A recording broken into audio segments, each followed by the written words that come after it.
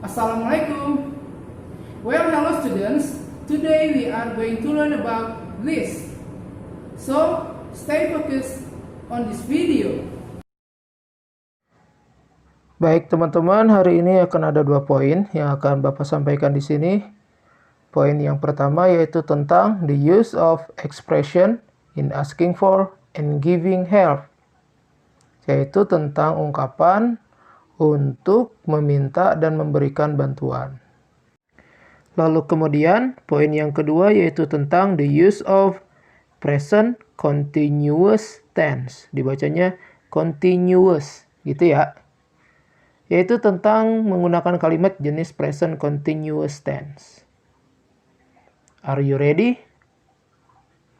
That's good. I like it. Baik, langsung saja kita ke poin yang pertama, yaitu tentang the use of expression in asking for and giving help. Nah, teman-teman, ini adalah tentang bagaimana kita menggunakan ungkapan. Ungkapan ini berbentuk kalimat untuk meminta ataupun memberikan bantuan.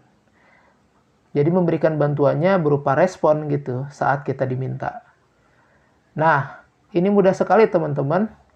Teman-teman cukup ingat di sini rumusnya yaitu hanya tambahkan atau ucapkan kata do you mind, lalu setelah itu gunakan verb being. Jadi verb ditambah ing gitu ya. Nah, contohnya seperti kalimat ini. Do you mind watering these plants? Apakah kamu keberatan menyiram tanaman-tanaman ini? Kata do you mind di sini memiliki arti apakah kamu keberatan?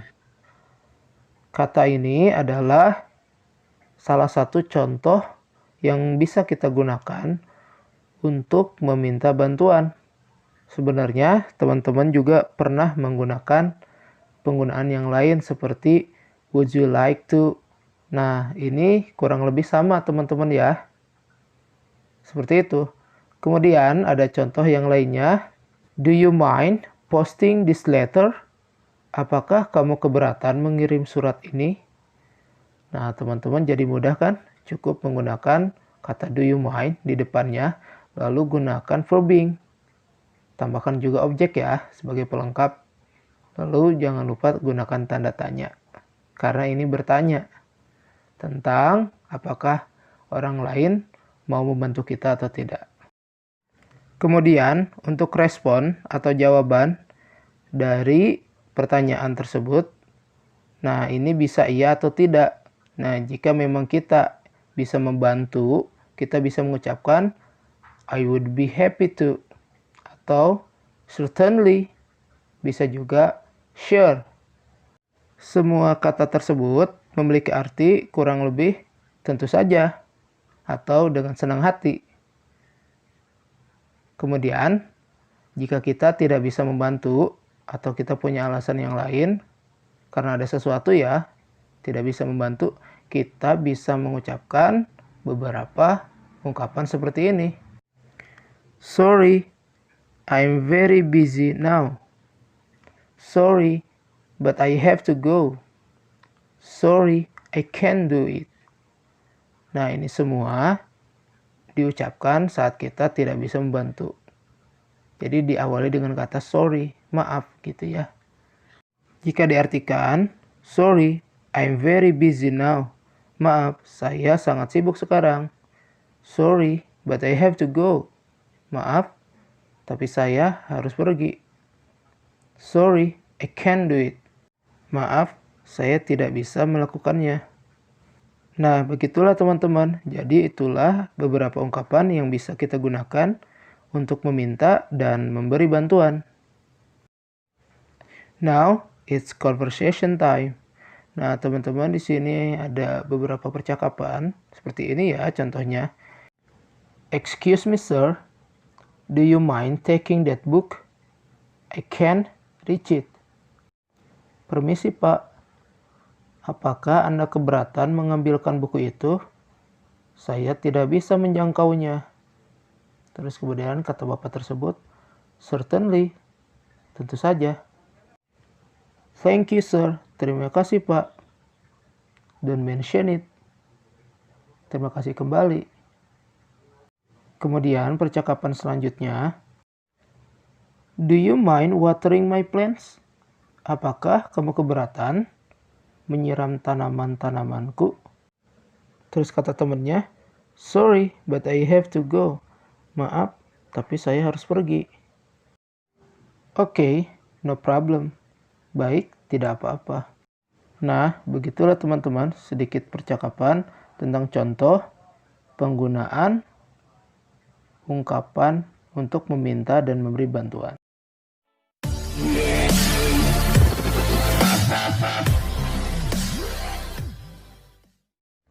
Kemudian materi berikutnya yaitu tentang the use of present continuous tense. Nah, teman-teman, we use present continuous tense to talk about activities happening now. Kita menggunakan tenses ini untuk membicarakan tentang hal atau kegiatan yang dilakukan sekarang. Nah, untuk yang ini bentuknya ada 3 ya, seperti biasa. Ada bentuk positif, ada bentuk negatif, dan yang terakhir ada bentuk interrogatif atau bentuk pertanyaan. Nah, untuk bentuk positif, rumusnya seperti ini. Subject plus to be plus verbing plus object. Lalu diakhiri tanda titik ya, seperti biasa. Contoh kalimatnya seperti ini. She is watering the flowers now. Dia sedang menyiram bunga-bunga itu sekarang. Nah, teman-teman, ada sedikit tambahan kata now. Di sini adalah keterangan waktu supaya menandakan ciri bahwa hal itu terjadi sekarang. Kemudian untuk bentuk negatif, nah ini rumusnya seperti ini ya. Subject plus to be plus not plus verbing plus object. Lalu tambahkan tanda titik ya, atau full stop. Contoh kalimatnya seperti ini. She is not watering the flowers now. Artinya, dia tidak sedang menyiram bunga-bunga itu sekarang. Nah, teman-teman, jadi perbedaannya ada tambahan kata not setelah to be. Lalu kemudian bentuk yang terakhir yaitu bentuk interrogatif ya, atau pertanyaan. Rumusnya ini jadi pertamanya yaitu to be, lalu ditambahkan subject, ditambahkan verbing dan juga objek. Lalu gunakan tanda tanya terakhir ya. Contoh kalimatnya seperti ini. Is she watering the flowers now? Apakah dia sedang menyiram bunga-bunga itu sekarang? Jadi teman-teman, untuk bentuk interrogatifnya seperti ini ya. Jadi to be-nya dikatakan di awal, lalu diakhiri dengan tanda tanya karena ini kalimat pertanyaan. Nah, kemudian teman-teman, untuk lebih jelasnya lagi, teman-teman tolong diingat ya. Ini contoh perubahan dari kalimat positif menjadi kalimat negatif. Contohnya, they are playing football now. Mereka sedang bermain sepak bola sekarang. Lalu dirubah menjadi kalimat negatif, they are not playing football now. Mereka tidak sedang bermain sepak bola sekarang. Nah, jadi lihat ada kata not setelah kata are. Are itu adalah to be. Ingat ya, to be itu ada 3. Am, is, are. Kemudian, nah ini contoh perubahan dari kalimat positif menjadi kalimat interrogatif. Ya, they are playing football now. Masih seperti yang tadi kalimatnya. Nah, saat menjadi kalimat interrogatif atau pertanyaan, posisi to be, yaitu are, itu bertukar posisi dengan they. Jadi diletakkan di depan. Lalu yang lainnya masih sama. Oke? Dan perbedaannya juga yaitu di tanda baca, yaitu gunakan tanda tanya. Jangan lupa ya, karena kalimat pertanyaan. Nah, jadi teman-teman seperti itu. Jadi kalimatnya, are they playing football now? Apakah mereka sedang bermain sepak bola sekarang?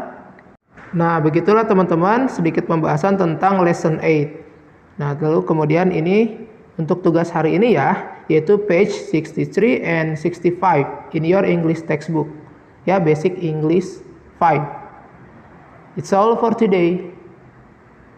Don't forget to study hard and do the best. Well, it's enough for today.